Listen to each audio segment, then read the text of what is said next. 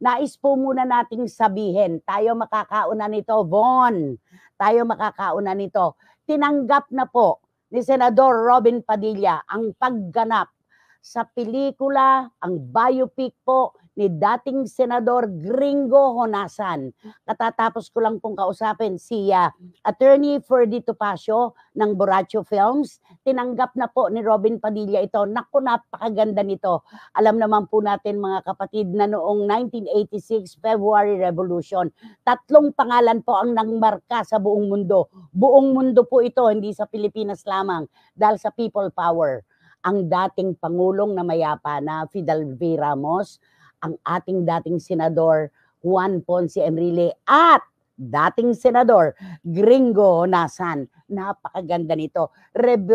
Revolusyonaryong tunay, matatag, matibay, matapang. Yan po si Senator Gringo Honasan. Ayan, abangan po natin biopic ni Senador Gringo Honasan.